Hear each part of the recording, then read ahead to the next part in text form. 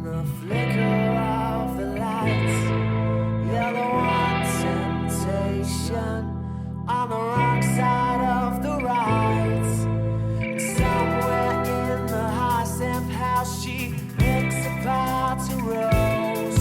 She passes me another drink, and she keeps the curtains closed.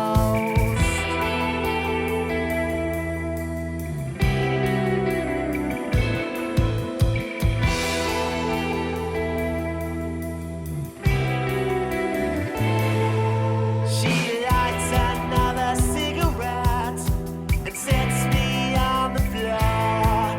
No better here remains unpicked as she softly locks the door.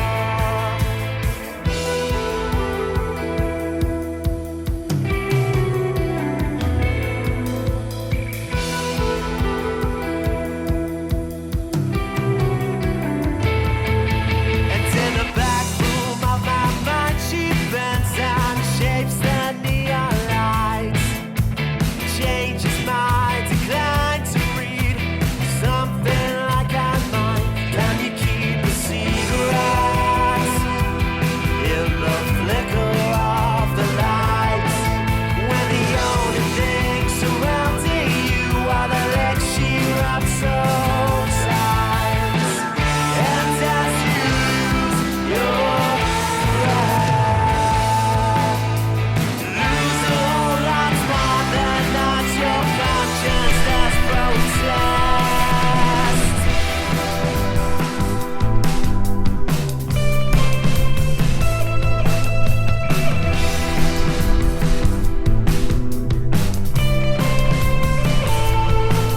As she leads me through the cellar door, the concrete starts to crack.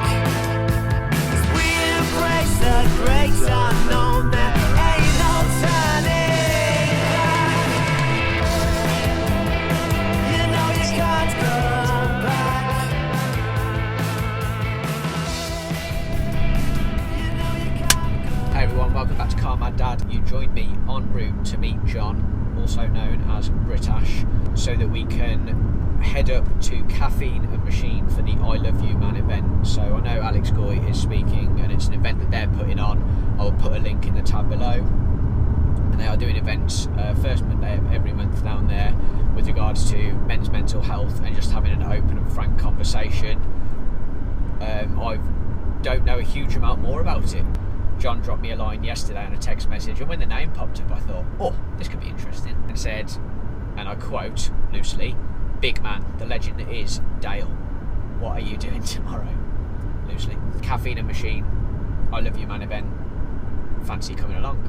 Absolutely brilliant. Yes I do. The sun is due to shine, and any time at Caffeine and Machine is time well spent in my view, if not for the cars but for the food and the coffee, because it is quality. I'm on the way to meet John now. We are going in a very, very special car, and before I tell you a bit more about that, or John tells you a bit more about that, let me tell you why I think it's special, in that you can spend lots of money on lots of different things, and obviously everyone is entitled to their own opinions, tastes, so on and so forth, what they like, what they don't like. It's ultimately the most subjective thing, how you spend your own money. John has spent some of his very hard-earned money on what I can only define as a very eclectic car collection of naturally aspirated supercars. One of them is arguably the most special. I think so. Whether he would agree or not, I don't know. And I believe it is because it is the most exclusive. And so, whilst he has some very fast, very beautiful cars in his collection, this one is one of 8. It's not 800, that's 8. I've never been in one before, and I'm probably very unlikely to go in anything like it again. I won't ruin it then. Don't say rude things. Again. Again.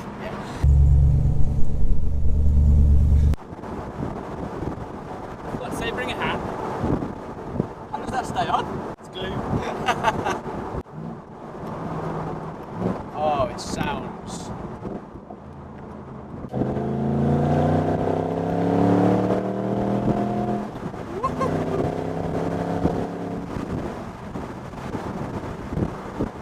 Hi everyone, welcome back. You join us here with John, pseudonym aka Britash, in the Morgan Aero 8 1 of 8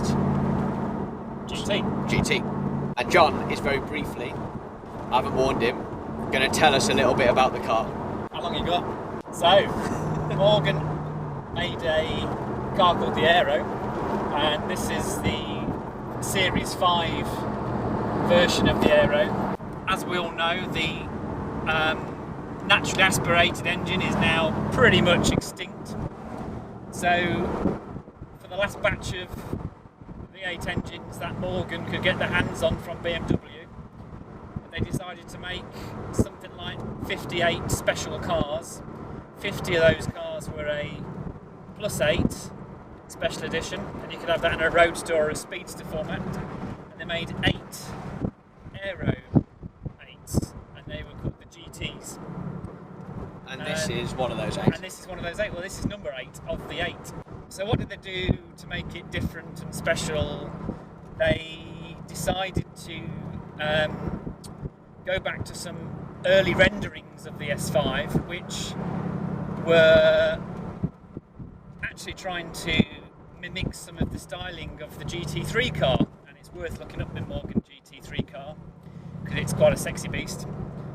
And they put a lot of extra aerodynamic work, which is not a word probably Morgan use very often, into the body. That includes louvers in the front wings and pressings in the front wings. It includes some pressings in the rear wings. But one of the things that helped most of all is a large diffuser in the back. So all those parts are hand pressed or hand cut or hand forged. As with most of the manufactured Morgans over in Malvern. So given that it's one of 8 cars plus one pre-production car and a chassis zero, it's quite a special thing. But they also all made these all manual.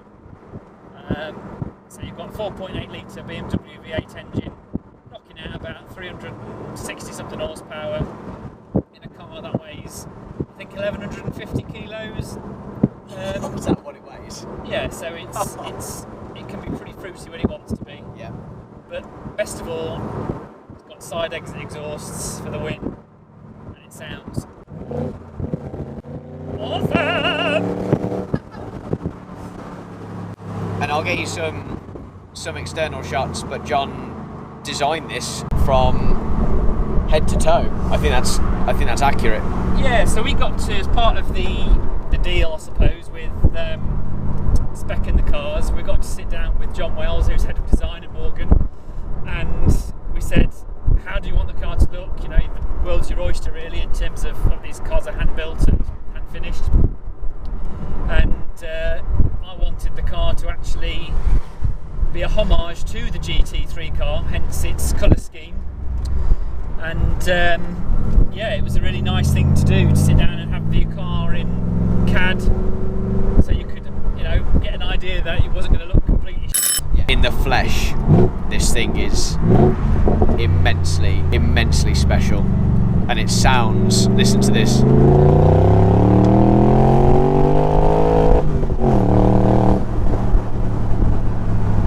a bit like that.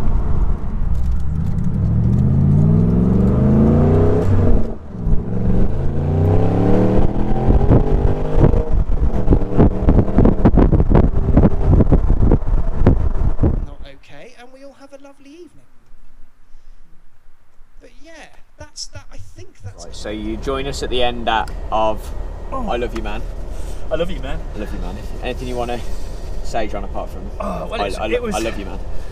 It was amazing. I think it's, I don't want to use the word brave for Alex for being so honest about his own experience of mental ill health, and I think it's really important for everyone to be honest about it.